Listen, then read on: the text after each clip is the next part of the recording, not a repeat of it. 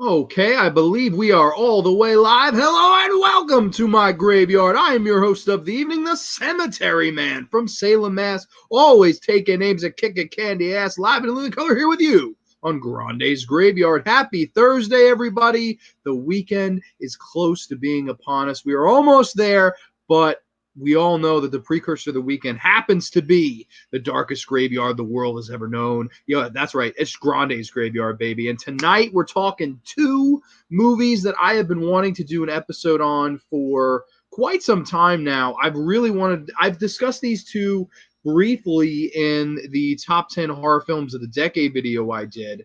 And I was just really wanting to do an episode spotlighting two reviews for these movies because one of them definitely gets enough press, but the other one, I think it desperately needs to be put over, and I'm going to do it on the show tonight. That's what we're going to kick it off with. Aiden Vavers in the Hazy, what's going on, good brother? Happy Thursday to you. Almost weekend time, buddy. Hope all is well with you. Yeah, man, it's been a pretty crazy ass week, but I'm glad to be here on the graveyard with y'all. It's always a highlight of my week talking about horror movies with y'all. And the two movies in question today, oh yeah, one of them's in the thumbnail. It's the first one we're going to be talking about, the underrated one. It is Jeremy Gardner's The Battery, yes, from 2012. My favorite zombie movie, probably since Day of the Dead or Return of the Living Dead. It's right there with some of my favorite zombie movies of all time. And it's definitely my favorite zombie movie post Romero era for sure. I absolutely love this movie, and I'm going to get into full in-depth review for it. And the other one is directed and written by, well, it's actually co-written by, of course, the legendary, how could we forget his dumbass name, Josh Whedon, of course, and co-written by Drew Goddard, who I do love. This is Cabin in the Woods. Yes, another one. This one 2011, 2012-ish. I know IMDb says 2011, but I believe it was shot and completed in 2009. This is one of those movies that sat on the shelf for years, unfortunately, and once you see it, it's unbelievable to fucking imagine the fact that this did sit on a shelf for so long, and at one point was considered to go direct to video, which is absolutely astounding. But we will get into that. We'll get all into all the juicy, gory details as to why I do love Cabin in the Woods. I think this is a phenomenal horror film, and we'll get into it here in just a bit. I love both those films to death. Dude, me too, man. I am a huge mark for both these movies. I felt they deserved their own episode of The Graveyard. I loved doing the top 10, horror movies of last decade video. That was a lot of fun. But I do think that it would be really cool to give these two kind of the spotlight. Maybe someday I'll do Insidious and an episode for Frozen in the wintertime. And I also felt the coolest thing about these two movies is it's kind of the last week of the summer this week. So two movies that primarily take place in the summertime, I figured it was a good time to kind of end the summer on that one. Cabin in the Woods and It Follows were my favorite horror films last decade. Those are my top two as well. And The Battery would be, I think I put it the number 6 slot or the number 5 slot. So it's right at the top 5. I mean, if it's not just there, it's right below. So I do love both these movies, so I'm really excited to talk about them tonight. I'm hoping that y'all are kicking back, relaxing, got a dew in one hand, maybe some popcorn in the other, all that good stuff, man. I'm excited to talk some horror goodness with y'all. So we'll jump right in because I do know that this is a forewarning for everybody. We apparently have some kind of crazy ass storm coming for us. So if it hits us hard and I lose power, obviously I lose Wi-Fi. Obviously I lose this video. So I don't know if this will be the longest episode of The Graveyard in the world. I'll see. It's kind of one of those we'll play it by ear type of thing, but I wanted to get the show out tonight. I should have started earlier for sure, but life gets in the way sometimes. So I'm going to just start right now. So this will be the first movie of the evening. Of course, it is Jeremy Gardner's The Battery, and I'm going to read a little plot synopsis for you guys. The personalities of two former baseball players clash as they travel the rural backroads of a post-plague New England town swarming with the undead. Oh, yeah, ladies and gents. It's The Battery from 2012. Now, this is one of those movies that kind of snuck under the radar for me. I had not really heard of it, I think, until about 2015 is when I first heard of this movie. This guy Mood 616, he did a review of this on his podcast, and they put the movie over like crazy. They were saying it was a Hall of Fame horror movie. I think they all gave it like over a 9 out of 10. So they really, really were putting this movie over. And I'm like, man, like low budget zombie horror, man. And I haven't heard of it. I've got to check this out. So I watched it blind one night on Amazon Prime, I believe. And man, I was blown away by this movie. I really was blown away by it. And I thought everything that they said really lived up to the hype of this film and why I ended up liking this film. It stars Jeremy Gardner, who also writes and directs the film, and his good buddy Adam Kronheim. They play Mickey and Ben. And of course, they're these two former baseball players, minor league baseball players. And the movie opens with them on the road. And the awesome Johnny Cash song, Ain't No Grave, they do a cover of that. The band Rock Plaza Central does a lot of good songs in this movie. One thing, first off the bat, we can just, get right into this son of a gun. I love the soundtrack of this movie. A lot of people will tell you it's bad. A lot of people will tell you it's crappy. I adore the soundtrack of this movie. I think the soundtrack is one of the standouts for this. Rock Plaza Central does an amazing, amazing job with the music in this. And I forget the other band's name that they've also done other Jeremy Gardner films. I forget off the top of my head. I guess I could look it up, but they do a wonderful job in this too. This is the time of the dragonflies. That song, I love that. Of course, you have the El Canador band with their song Mammoth. That's probably my favorite song in the entire movie, and the anthem for the Already Defeated. An incredible soundtrack. I really like the soundtrack of this movie. It gives this movie more of a personality than I think most zombie movies that come out today. And right off the bat, I do love our lead two characters because they're so polar opposite. See, on one hand, you have Jeremy Gardner. He plays Ben. Ben was the cool guy on the baseball team. Ben had all the friends, and Ben was one of the star catchers. And then Mickey, on the other hand, he was like kind of a lone wolf bullpen pitcher, and he didn't really speak with many people. He didn't really have all that many friends. He didn't really hang out in the same circles that Ben hung out in. And see, this right off the bat, it's great character development because I think you could see yourself as one guy or the other. Like, I'm either the lone wolf or I was totally the Ben character. Probably, I would say I was more of the Ben character. I was friendly with everybody, got along with everybody, was a little bit, charismatic. And then while Mickey is kind of just lone wolf, quiet, keeps to himself, he's trying to listen to music on his headphones throughout most of this movie. And I love the dialogue. I love the conversations between the two of them where they're talking and Mickey has this fantasy of this girl who he talks to on a walkie-talkie, and Jeremy Gardner keeps making fun of him. He's like, man, this girl that you're thinking of, she's probably not all that. And he's like, what are you talking about? He goes, well, I mean, man, she's probably like a big bull lesbian. He goes, a trucker with fucking canned hams for cabs, man. Fucking canned hams. And I just love like their banter back and forth. And there's a lot of cool little Easter eggs in this movie too. There's at one point, they're talking at the beginning of the film. You could see a cover for a Lost Boys tent in the background.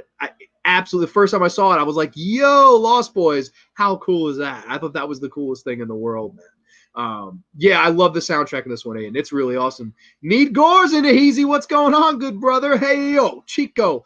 Hope all is well with you, man. Happy Thursday. It's almost weekend time. We're almost there, man. So I figure we take a detour through the graveyard before we get there.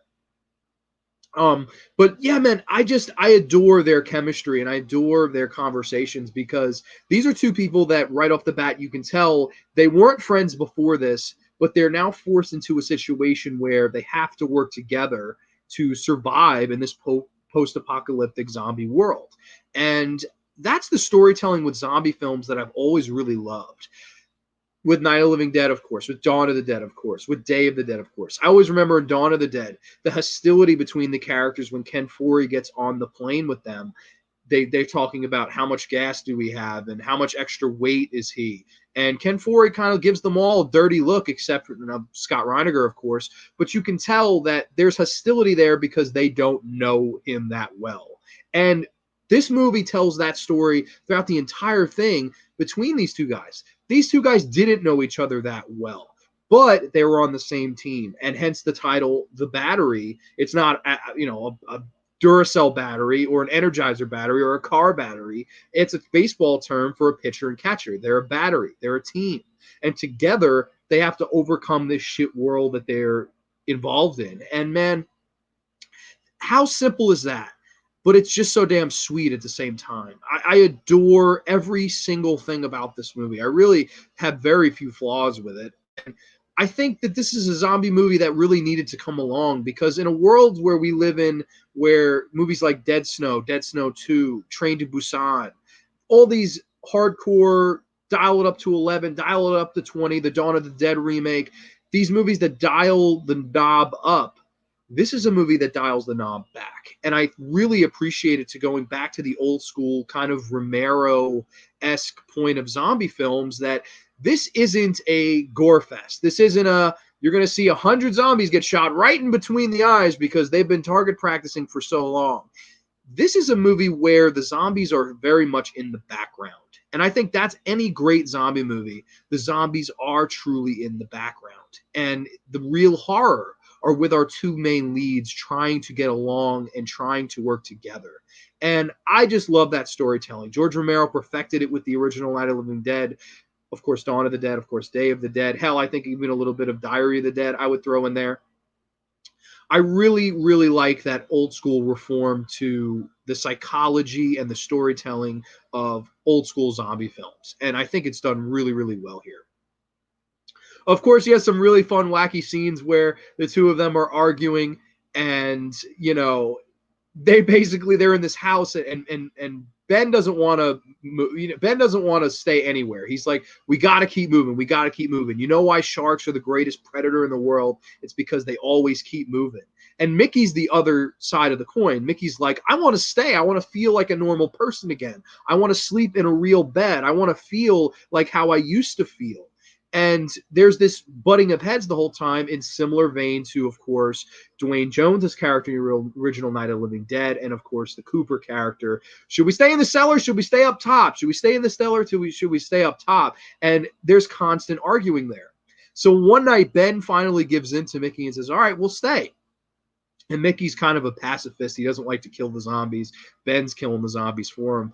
Ben grabs a random zombie from the woods as Mickey is sleeping, throws the zombie in the bedroom with him and bangs on the door and goes, oh, Mickey, you got to grow up. You got to be a man now. And Mickey's forced to kill and fight the zombie post-slumber. So it's just a wacky-ass scene, really funny, and he kills the zombie, and then he's covered in blood, and he's shaking, he's in shock, and he's like, man, you look like a fucking murderer right now. Like, there's this really funny-ass dialogue between the two. I really, truly enjoy their scenes together. I think they're really, really awesome. Awesome chemistry together in this. I absolutely adore their performances. Hey, but yo, AJZ Tro's in the Heezy. What's going on, my friend? Yo, almost weekend time, brother. We're praying on our knees just to get a little breeze, right? Am I right? I'm so stoked for the fall, man. Me and AJ hate the heat. I'm glad that I'm not alone because I think we're the only two. Everybody at work goes, oh, it's so nice out. I'm like, my dude, it's 94 degrees outside. I'm sweating you know what, man. I can't take the heat anymore. Totally an underrated flick, man. I agree. I love George Romero. Dead series, Night to Diary are my favorites. Survival sadly did nothing for me. Yeah, Survival of the Dead's a very poor finale to that entire saga. That's kind of what I call it, the saga, because there's 6 of them, I guess. The original trilogy are the best. And then if I'm going to watch one of the newer 3, I always go Diary. I think Diary is easily the standout of those 3. I really never was a fan of Land. And Survival is just like a Disney Channel original movie, zombie movie. It's really bad. Yeah, the bedroom scene's a lot of fun in the battery, man. That scene is so much fun, and there's a lot of fun other scenes where they're late night, they're chilling, and Ben just decides, hey man, I'm gonna get shit faced and I'm gonna dance around this house, and they play that song Anthem for the Already Defeated. They could take our bones and bury them deep under the river, but we'll still be together, and we cannot be defeated when we I could go on forever, of course. I mean, I love that scene. The bearded drunk man just chilling, late night in his, zombie apocalypse house and whatnot. I just absolutely adore that scene. And Jeremy Gardner really is a lot of fun in this. His character, you can't not like his character. He's smart, he's funny, he has some good lines, and I think he does a really well job done directing this film, because what people don't realize about this film, he had a budget of $6,000. That is right, $6,000. He has 10 of his closest friends, if they could loan $600 to him so he could put up the funds to make this movie.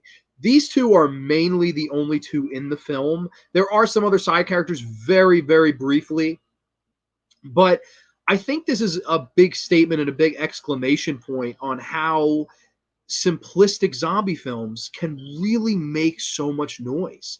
Here's a movie with two protagonists, barely any gore, barely any boobs, barely any mayhem, all the stuff that can draw us in sometimes with our zombie films. And they say, no, away with that. Here's a movie about the horror between two guys trying to get along and trying to survive this ordeal together.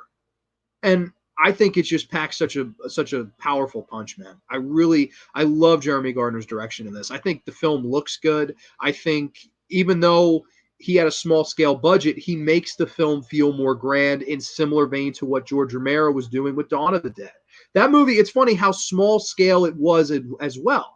That movie's all shot in Pittsburgh. It's not like he went to this location and that location. However, he makes the zombie pandemic feel global. You never see zombie attacks in Dawn of the Dead in California. You never see them in New York City. You never see them in bigger areas like that. But you feel it, and that's all on the director, man. And Jeremy Gardner, he's somehow able to do that here too. And I tip the cap to him, man. I truly do, because I think that's not easy to do. And again, there are some really, really cool scenes in this where the two of them are arguing and whatnot over what they should do. And there's a scene where they just have this nice little baseball montage, and they're throwing and pitching apples to one another and hitting the apples with baseball bats as this kind of fun montage song plays over.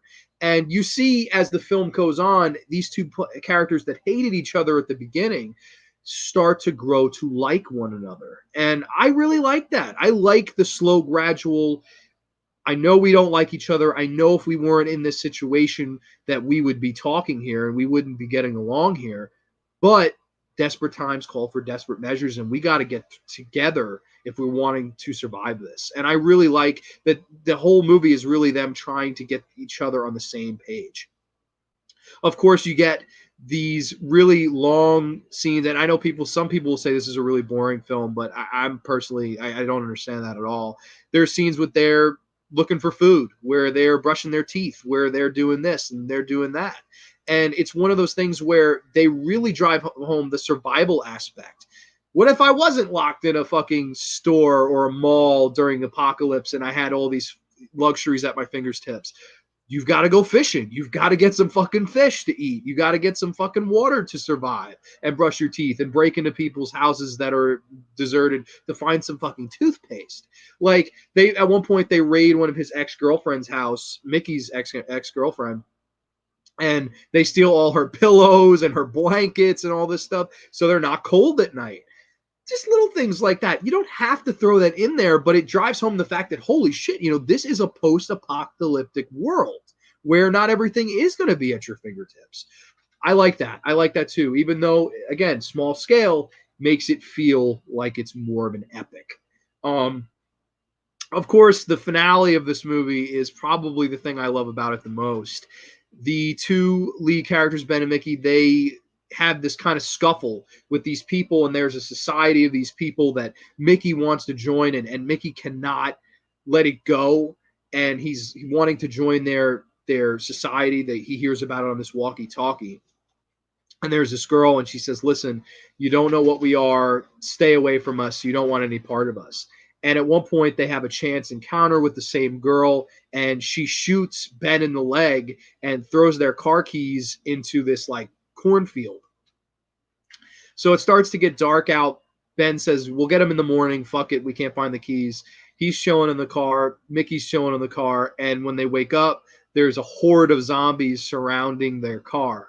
and they can't get out. So they have to survive on what's in the car. They have to keep each other entertained. And to say it's creative would almost be doing this an injustice. This movie is so goddamn creative.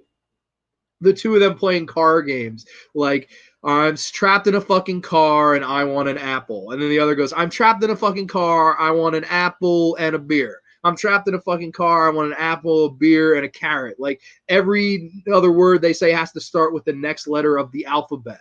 And they're trying to keep each other entertained.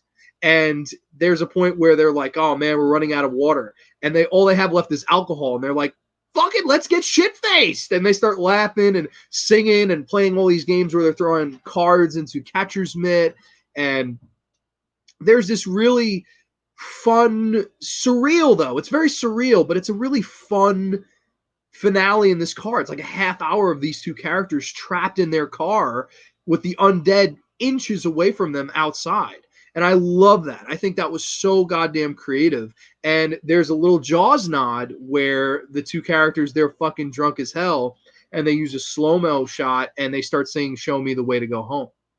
And while it's really uplifting, it's really sad and morbid at the same time because they're singing, show me the way to go home. They touch hands, and he looks at Mickey, and he goes, listen, tomorrow we die. And there's just this really nice soft silence after that. It's not dramatic, it's not forced, it's subtle, and that's why it works to perfection. I absolutely love that entire finale in the car, and Ben tells Mickey, tomorrow morning you're going to go for those keys, Mickey, and if you don't get those keys, you better not fucking come back. And there's this whole finale where Mickey goes out through the sunroof and he's fighting all these zombies in the field. And what the director does, genius here, he doesn't film anything of Mickey trying to get the keys. Instead, the entire time, we're waiting in the car with Ben on the edge of our seats. That's how you create tension. That's how you build a good tension. And I remember when I first watched this movie, I was watching and I was laying comfortably in a good position.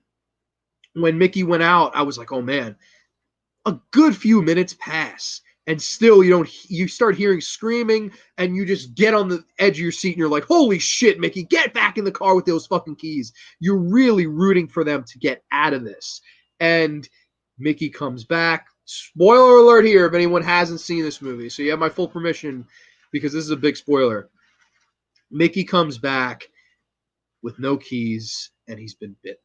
And Ben starts to cry. He says, Mickey, get out of the fucking car. Get out of the car. And Adam Kronheim's character, Mickey, he's just crying. And Ben, and he's starting to turn. You see the saliva coming from his mouth. And Ben's like, get out of the fucking car. They're screaming at each other. And you just hear the shot as Ben completely loses his mind after he has to kill his own best friend. The power in that scene. How you feel for Adam Kronheim's character, how bad you feel for Ben having to put him down almost as if he was an old dog.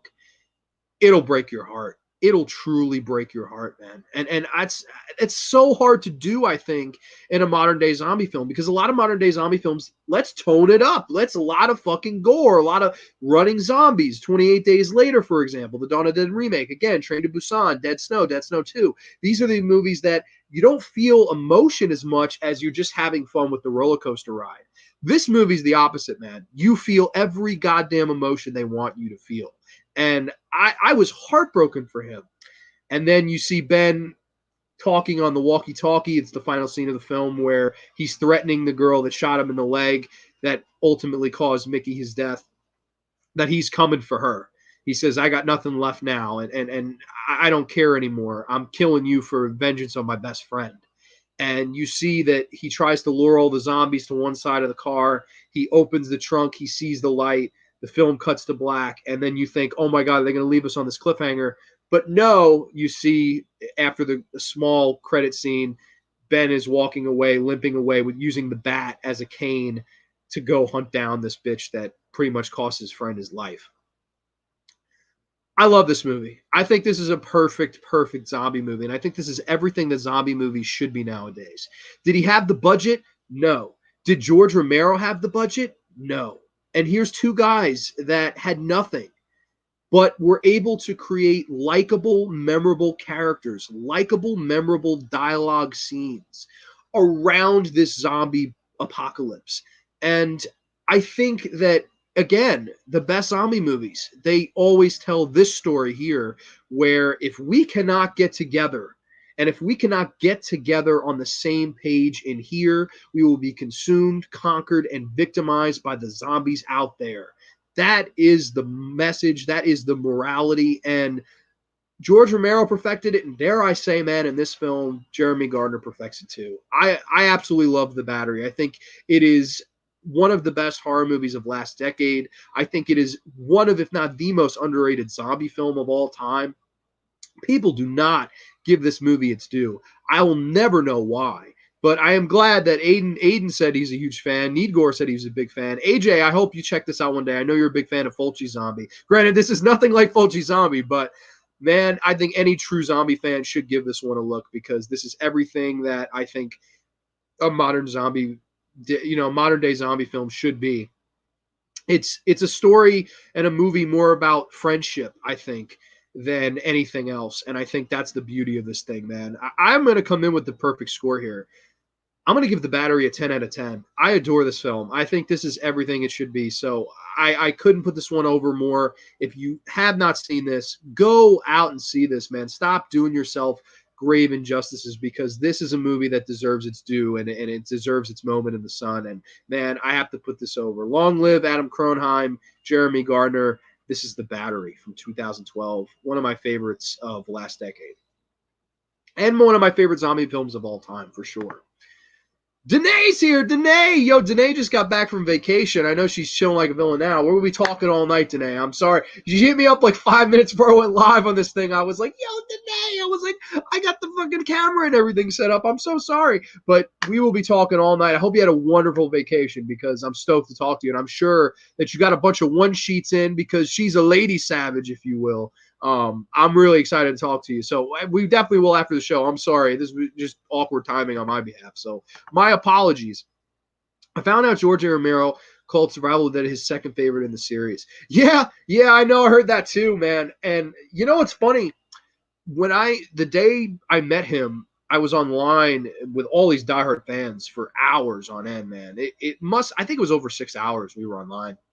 And I was talking to this woman, and she was really nice, really cool lady, and she was saying that Survival of the Dead was one of the best of the saga. And I was like, really? Can you explain that to me? Because that's mind blowing. And she was saying how Day of the Dead was her least favorite, and I was absolutely just fucking mind blown by how somebody could have the exact opposite opinion from most diehard Romero fans. But again, though, man, I'm one of those people. I like to hear the other argument. I think I like when there's an argument behind it. Like, I like when someone says, I like this, and here's my reasons. I don't like when somebody goes, oh, it's fucking stupid, and that's their only.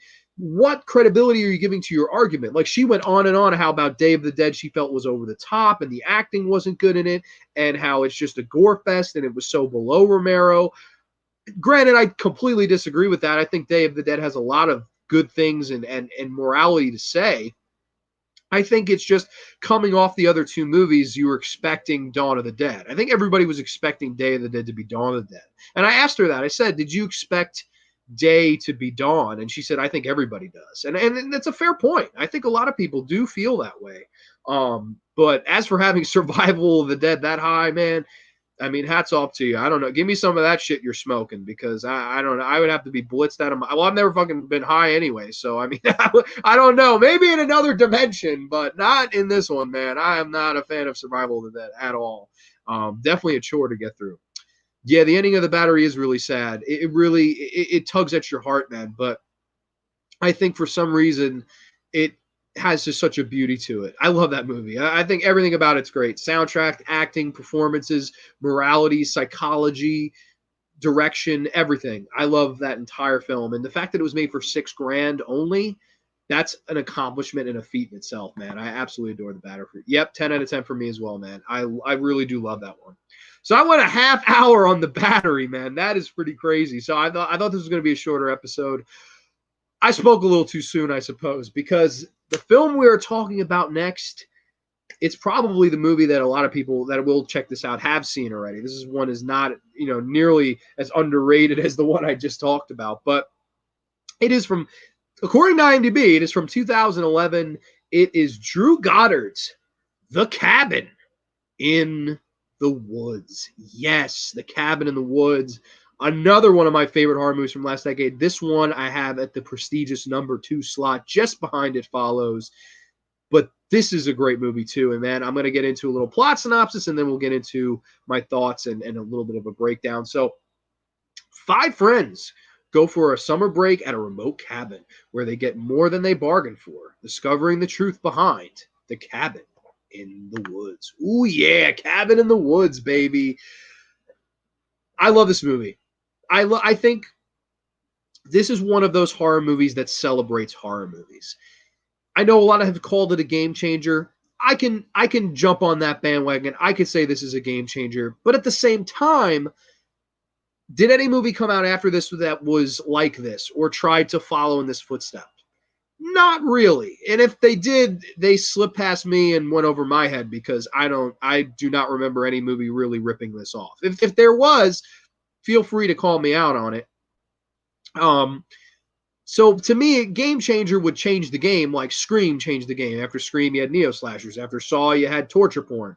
After Paranormal Activity, you had Paranormal Activity movies and Insidious movies and The Conjuring and so on and so forth.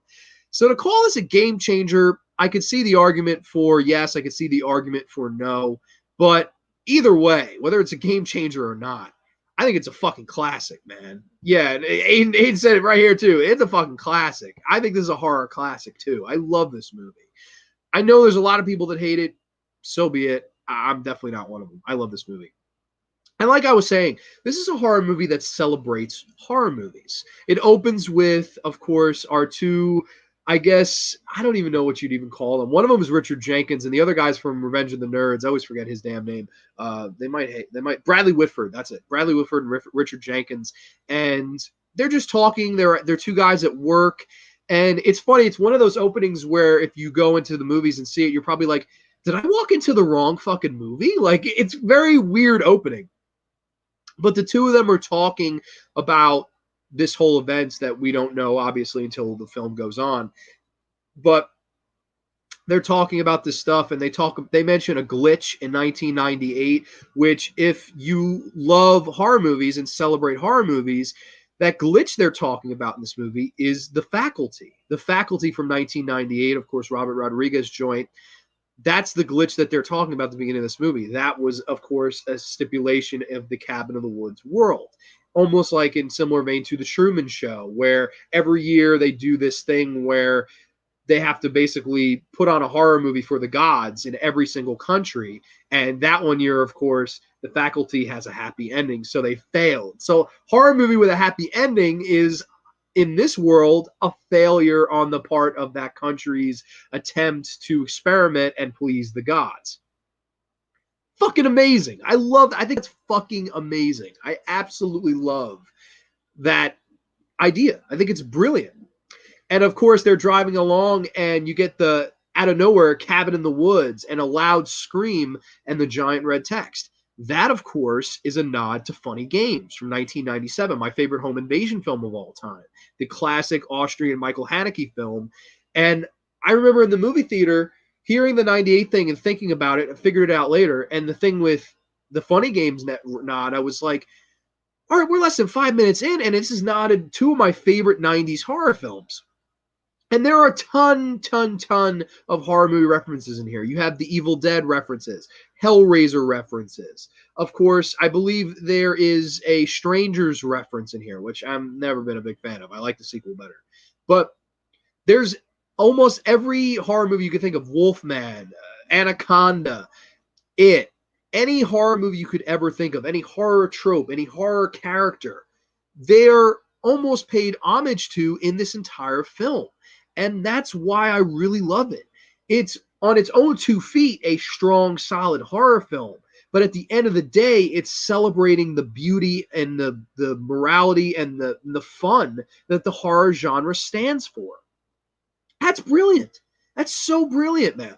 That Drew Goddard and Josh Whedon said, "Hey, let's make a movie celebrating this stuff, and let's make a movie promoting Cabin in the Woods." You've seen this before. If the old man tells you to turn around, obviously don't listen to him. If you go to a cabin in the woods, have sex, do drugs, all, of course, the stuff that we have learned to know as big no-nos from Friday the 13th. The Hills Have Eyes, of course. Stay on the main road. They're not staying on the fucking main road, pal. We wouldn't have a classic exploitation grindhouse drive-in classic, if you will, if they, of course, stayed on the main road. So there's all those kind of cliches where they set them up purposely and they don't listen purposely. Again, really smart, really innovative. And I like your cat. Woo! Thunder. Holy shit. Yeah, storm's starting now. The storm is starting now, motherfuckers. We're trying to get their graveyard in. Imagine if this went off the air. Oh my god, I don't even know if this would upload if we lost power. So fingers crossed, everybody. I hope we make it.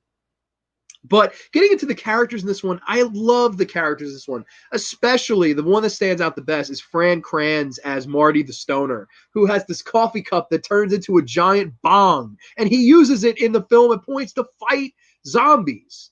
That's badass. That's a lot of fucking fun, man. And the actor does such a fun job. He's so fucking great. He reminds me of my one friend, Matt, who I've told him countless times to watch this fucking movie. And he always goes, nah, I don't want to see myself. I'm like, Matt, it's you. I swear it's you. If you had a coffee cup bong, which I wouldn't be surprised if he had one. So shout out to you, Matt. I do love you, buddy. We got to watch this one together sometime because we would laugh our asses off because you starred it, basically. And you're kind of the hero. Oh, of course, you have Kristen Connolly. She plays the virgin final girl character. You have, Anne Hutchinson. She's supposed to play the slut. You have, of course, Chris Hemsworth and Jesse Williams, I believe was the other character's name. And they're all set up as the classic stereotypical characters. The blonde is supposed to be the whore. However, she's a sociology major. Oh, no. I'm sorry. I think she's a psychology major. Kurt is the sociology major. Chris Hemsworth's the sociology major. They try to make it out, oh, he's the dumb jock. Well, not really. He's actually a really smart guy, has a sociology major. Oh, she's the dumb, hoary slut. Well, not really. It's actually just you messing with her. See, there are points in this film that because these characters are not acting the way they want them to act, the people, Richard Jenkins and Bradley Whitford, they interfere. They put these, gases that makes her horny. They turn up the heat in this area that they're in, the Cabin in the Woods area, that makes it hotter. So they take off their clothes faster. And they pump in all these fumes to make them want to split up when they should stick together. And it's basically them trying to pull every single punch on these characters to get them to die in order to appease these gods. Who are the gods, you might ask? I think personally the point of the gods is the gods are us. The gods, the audience is us. And I think that's so smart too. We want to see some boobs. We want to see some blood. We want to see some mayhem. And here's a movie that knows exactly what we want to see, especially in America, right? That's more of the American style, where they do show you other countries, where in Japan, there's these little scared girls in a classroom and this grudge-looking girl attacking them. In Japan, that would be their stereotypical horror movie. So it takes every stereotypical horror movie from every stereotypical country and says, hey, we have all your stereotypes. We know what you like. We know what your people like, and they're the audience. Really smart stuff. I really like that stuff. And basically it plays out very similar to Evil Dead, where they're all in the basement and they have to choose their fate. Of course, there's not a puzzle box, but a puzzle spear, which is a nod to Hellraiser. There is this Book of the Dead, which of course is a nod to Evil Dead. And one of them goes, oh, whatever you do, don't read the fucking Latin. I'm going to go out on a limb here and say, don't read the Latin. Really funny stuff. And there's so much more. So many nods, so many little winks. Creepy killer doll sitting down there. I mean, I love that. I love all the winks it gives to us because while it's a movie that, is it poking fun at the genre? Sure. But at the same time, it's embracing and saying we love this genre, even though sometimes it could be cheesy as hell. Sure, but it's the best kind of cheese, man. A true horror fan, I feel like, would have to almost love this movie because it really is saying, hey, hats off, cheers to you, because we love this shit and we're not afraid to say it. And that's what I think the big thing with this movie is. It's its soul, its heart, and its spirit. I think this movie has a lot of heart to it, and I think that's why it really, really connects with me. Of course, you have some really fun scenes in this, of course, with Richard Jenkins and Bradley Whitford. They almost steal the entire movie, where they're showing all this stuff where you can place bets on the monsters that's going to come get these kids. And one, Bradley Whitford wanted to be the merman, of course. Later on in the film, he gets his wish, unfortunately cost him his life. You have the zombie Bruckner family, which they end up being chosen, and the pool of the year goes to maintenance. And there's all this fun, like, kind of office humor with all them celebrating and partying and stuff after they think that they've won. They're a lot of fun. Bradley Whitford and Richard Jenkins nearly steal this movie. Their humor, their chemistry together, it was simply top notch. I love those two together. And I really like the entire cast. I like Chris Hemsworth. It was really cool to see him. There are rumors that apparently the reason that this movie only got its release and the fact it did sit on the shelf for years is because Hemsworth was cast as Thor.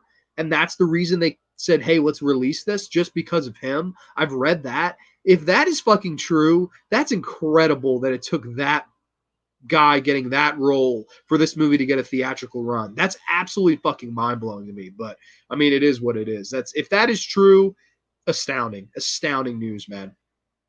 But yeah, Kristen Connolly's a lot of fun. Fran Kranz is a lot of fun. Anne Hutchinson is beautiful, looking good. You do get to see some boobie action. Always a proponent, always a fan of the boobs and the blood and the mayhem, my man. And these zombie family, they come to pick them off, and basically Marty and the final girl, they find this elevator, and it leads them down into this elevator of craziness. All these elevators of all these horror icons, of course, protected by copyright. You're not going to get Pinhead. You're going to get a guy with a saw in his head, saw head, whatever. You're going to get ghosts. You're going to get zombie children. You're going to get werewolves and all these crazy things, that are in these elevators that are all nods to older, horror movies.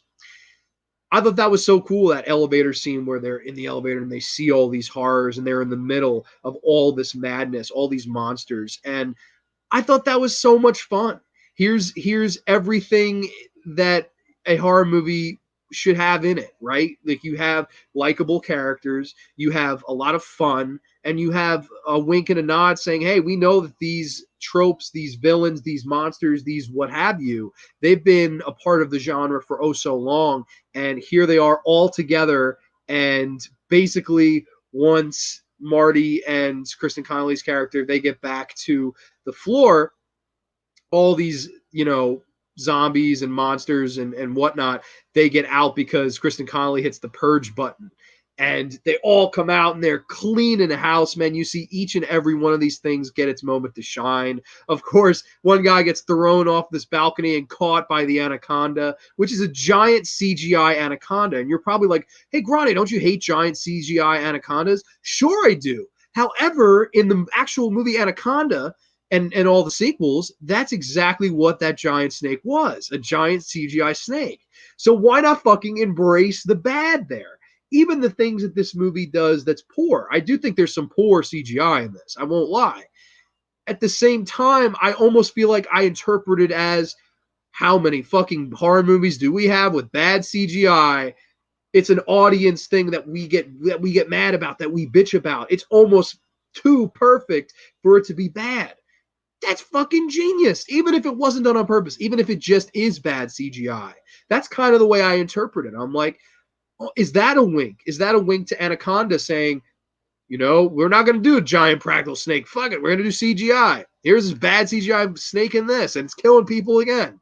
I like that. I thought that was a really smart way to kind of turn the tables on the audience. Normally you bitch about this. Don't lie. And of course, we all would, or at least the ones of us that hate CGI. I know there are some people like CGI, but I obviously would bitch about it. So I always thought that was almost calling me out, being like, are you a hypocrite? No, I'm not. I'm not. It's just I think that was genius. I like that they throw that kind of shade at the audience, the viewers. I think that's really smart. Um, you have this really fun finale with Sigourney Weaver, and she shows up, and basically she tells you what had to happen in this movie. That every other country has failed to appease the gods with the perfect horror film of their choice, right? So the only way to appease the gods is to go with the perfect slasher formula where the whore dies, then the jock dies, then the stoner dies, so on and so forth. And the final girl has to be the final girl. Whether she lives or dies, that's up to them. Obviously, there are some horror movies where the final girl lives. Obviously, there are some horror movies where the final girl dies. So it doesn't really matter either way. I think that that was a really smart thing to do, and to say that all humanity lies on Fran Kranz living or dying, this stoner that we've grown to really like organically over this whole entire movie. You have to die in order for humanity to go on. And there's a scene where he looks, and Kristen Connolly looks like she's about to shoot him. She goes, "It's the whole world, Marty. I've got to do it." And he looks at her, doesn't even blink, doesn't hesitate, and just badass. He goes, "I bet you feel really strong right now." And she looks ashamed because she knows it's wrong. She knows it's wrong to give in and appease to an audience just because. We're not just, sometimes we are just along for the ride, but when we're not, it's nice to be creative and it's nice to try new things. And this is a movie saying, nope, we want everything this way or the highway. It's dealing in absolutes. And he goes, "You feel strong right now?" And she looks ashamed. And out of nowhere, the Wolfman jumps up from behind her and bites her neck. Crazy practical gore. And Sigourney Weaver then tries to kill the Marty character. And there's a struggle there. And then I won't say what happens, but basically, Marty does get bailed out. And he walks over to Kristen Connolly's character. She's bleeding to death. And he looks at her and she goes, "You know what? This is fucked up. You're right. Maybe it's time for somebody new to get a chance." And they hold hands. They look at each other as she's bleeding like crazy. They look up and they accept that maybe the end of the world is best. Maybe the way that we look at the world right now, maybe it has to end. Maybe we has to have a new beginning. And they hold their hands, bleeding, crying almost, look up, and they say, "We have to embrace this. This is the end." And you see a giant hand rise out of the ground. It's the hands of the gods, and the film cuts to black. I think that's a really, really great ending. And I think this is a really great horror film. It has it all. Again, it's another movie. It has it all. And it's very creative, but it's also very smart, and it knows what it is. This is not a movie that's thinking, "I'm better than you and you're going to have to figure me out." No, it's none of that. It's tongue and it's cheek and it's winking. It's in on the joke with us. It doesn't think it's better than us. It's in on the joke with us. And that allows me to turn my brain off, sit back, relax, and enjoy the fucking ride. And sometimes horror movies need that. And I know a lot of people said this was bullshit and this was overrated, this was overhyped. You could think that. I can understand someone thinking that. However, I think this is everything that horror movies should be.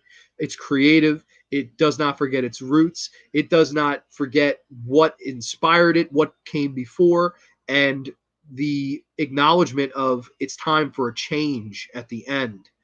And a lot of ways, I interpret that as maybe it's a time for a change in the actual genre itself. How much longer can we do killer clowns? How much longer can we do Wolfman? How much longer can we do giant snakes on the Sci-Fi Channel? How much longer can we do all these classic horror tropes? Is it time for somebody new? Is it time for big medieval gods? I don't know, man.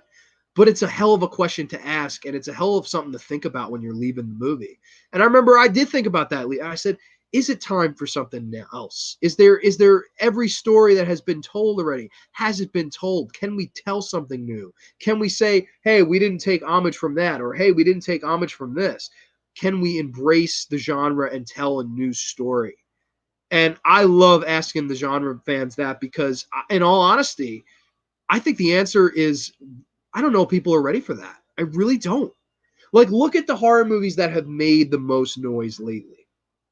Of course, you have this whole pandemic, and it destroyed cinema pretty much for the entire year. So we can go back a little bit further than this year, of course. But the last horror movie I think that made a lot of noise was that new Halloween movie. And a lot of people liked it. A lot of people put it over. And to me, we all know I didn't like it. So I don't want to get into me bashing the film. That's not what I want this to be.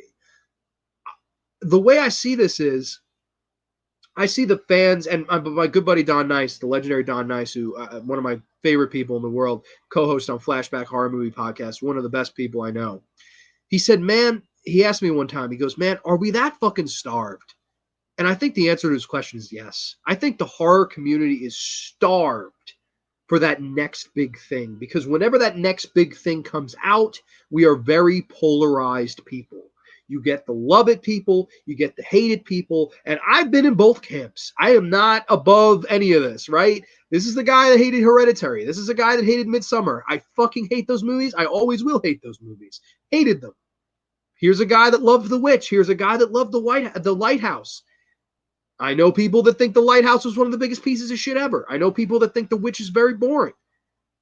You always are going to have that love-hate society here now, and it's almost, I think, a double-edged sword with the internet. Here's a lot of people that have their opinions, and they're so broadcasted now.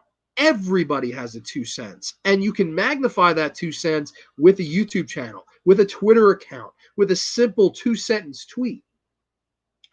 And I think that's why horror society is having such a hard time finding that next big thing, finding that next chance. Maybe it's time for somebody to have another chance. I don't know if it'll ever come. I really don't. I don't know, because the movies that seem to make noise are the movies that are already fucking established. We need that next big movie that is fucking universally loved. Like, I always say this and people go, oh, well, plenty of people like Hereditary. Your dumbass didn't like it. Fine. If you want to play that way, I'm not calling anybody a dumbass here. This is just all opinion based. So please be respectful here.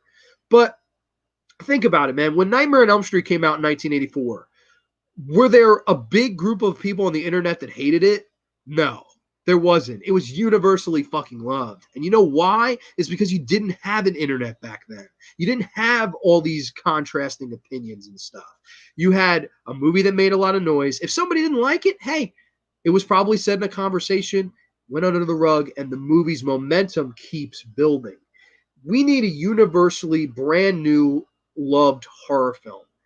And I think this movie, in a lot of ways, is saying, we'd love for that to happen, but is it next to impossible? I think it is. I really do. And I hate to say that. I really do, man. And trust me, it kills me inside to say that. But I think I'm just speaking facts here. I really do. I think there are a lot of people that are excited for this new Candyman movie. And I will see the new Candyman movie. I'm excited. I think it'll be really good. The trailer looked really good. But at the end of the day, is that the movie that's going to move us along in the genre? No, it's an established name. It's an established character, one of my favorite horror characters of all time.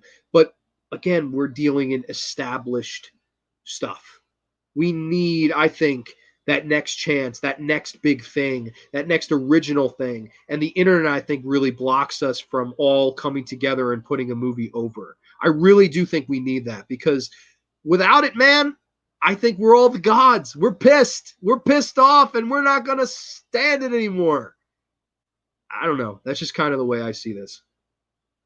I think, and again, I'm sorry if I got off into a little tangent there, but there's so much this movie has to say, and that's part of it, the reason I really love it. And I think Cabin in the Woods is a wonderful film. It has everything that you want. It has good acting, very creative outlooks and winks to the movies that have come in horror's past. I think it is a question for the viewer. Is it time for someone to have another chance in the future? I think that the Richard Jenkins and Bradley Whitford, they do such a fun, phenomenal job together. I think they really nailed it and had wonderful chemistry. And I think that this movie is just a masterpiece. I love it. I think Drew Goddard, he's done on, I don't know, I may have it here. It might be downstairs. I don't know. He went on to make Bad Times the El Royale, which was my favorite movie of last decade. I adored that film. I championed that film. Another film, unfortunately, that nobody fucking saw.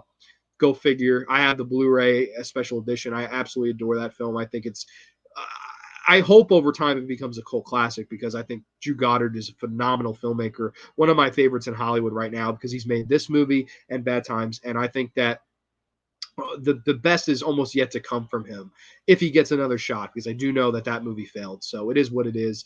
I am going to come in at the perfect score again for this one, a 10 out of 10, a movie that was smart, a movie that was innovative, game-changing in some ways. I know that it didn't spawn ripoffs, but a movie that made us think about the game and think about maybe does the game need some changing? Very interesting question to pose for a viewer. So I really love Cabin in the Woods, man. 10 out of 10 for me. I really, really love that one. And Aiden's agreeing with me. Cool, man. 10 out of 10. Yeah, so I mean, yeah, I'm at the about 55-minute mark, so I guess we could cut it here. I mean, I enjoyed putting these two movies over because, man, when you talk about horror movies I love, especially lately, you know, like, because I know a lot of people will say, oh, you don't like anything, man. You don't put anything over. I'm putting these two motherfuckers over, man. Love me or hate me, I'm putting both of these over. Two perfect scores, 20 out of 20 for two movies, man. That's a rarity. I believe there's only one other Graveyard episode where I gave two 10 out of 10s when I only spoke about two movies, and that was the They Call Her One Eye and Perfect Blue review, which was a really fun show. That's one of my most watched Graveyard episodes, actually. So that is pretty cool. So I put those movies over for sure. Aiden says Drive and Bad Times at the El Royale were my favorite films of the last decade. I love Drive too, man. I really do. I like that director. I don't know. Have you seen Neon Demon? He also did that. I fucking loved the Neon Demon. I know a lot of people didn't. I know a lot of people hated that movie, but man, the Neon Demon, it was like watching Dario Argento reincarnated almost. Well, I guess Argento's still alive, but the visuals in that movie and the like use of sexuality and all that stuff, just incredible. Just absolutely incredible. Neon Demon was a fucking fantastic indie film. Of course, Jenna Malone. Oh my goodness, Jenna Malone playing a sexy lesbian. Oh my god. And oh my god, there's a crazy ass scene with her and a corpse. And I will not go any further than there, but holy shit, that was some crazy shit. And of course, was it Ellie Fanning? I think Dakota Fanning's sister, Ellie Fanning. I think it's Ellie Fanning. She was a fun lead in that, man. I thought that was a really cool movie. Yeah, Neon Demon was wonderful. I agree with you, man. I adored that film. I really, visually, that's one of the most stunning movies I've seen in a long time. I know a lot of people have a problem with the story, but I thought the whole point of it was brilliant. It's literally a chew you up and spit you out business. And of course, the final thing we see is that the Ellie Fanning character was eaten and chewed up and spit out by these two girls that tried to take her place. I thought that was really smart writing, but I know a lot of people were just, that was stupid. You know, it is what it is.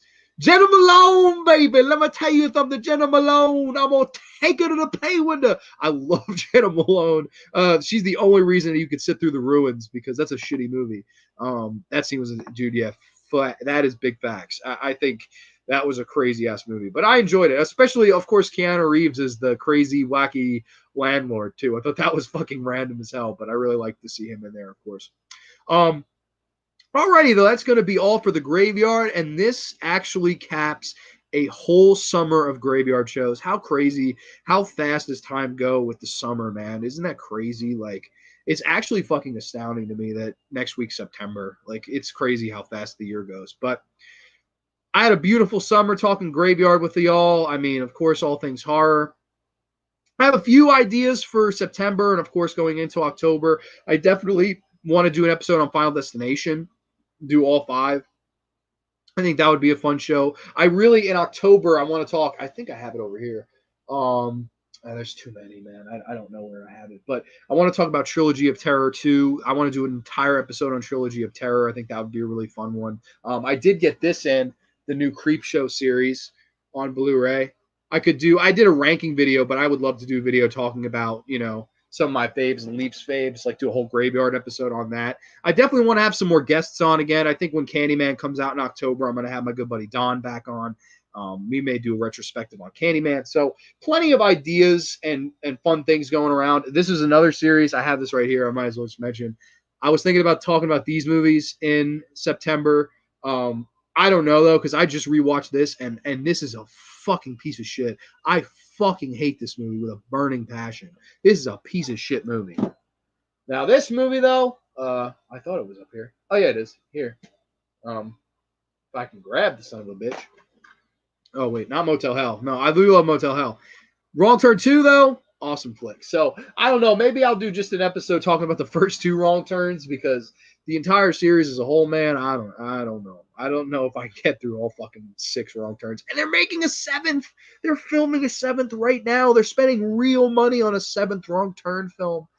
It's just blasphemy, man. I don't know. They just decide to wipe their ass with money. I have no fucking clue. But yeah, so that's the idea. And of course, I do want to maybe discuss the Blair Witch in September. I don't know why. That's just one I always watch in the fall. Right when the fall begins, I always throw on the Blair Witch. So maybe we'll be discussing that sometime down the road. But yeah, the graveyard is alive, well, open for business, of course. We're going to be doing tons and tons more episodes coming up. It's going to be fun as we transition into the fall because I'm just a huge fan of the fall. I know AJ will agree with me there.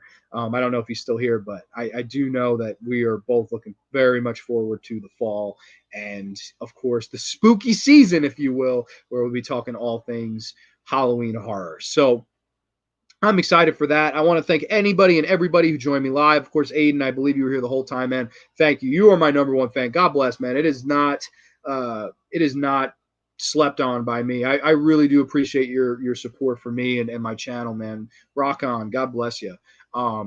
And for everybody else that joined, I know Danae was here briefly. AJ was here briefly. So shout out to you all. Good to see your names. Of course, Danae, I'm going to talk to you probably right now when I go off the air. But I just wanted to say shout out to everybody that joined me live. If you didn't, of course, catch me after if you can. Give me a like, a subscribe if you can, a comment if you want to talk about the Battery or the Cabin in the Woods. Always down to talk about either, hear opinions on either, of course. And that is going to be all for the show tonight. So thank you, anybody and everybody, again, for being you. So rock on, peace, to sweet, and we will catch you next time only on the Graveyard. Have a nice weekend, everybody.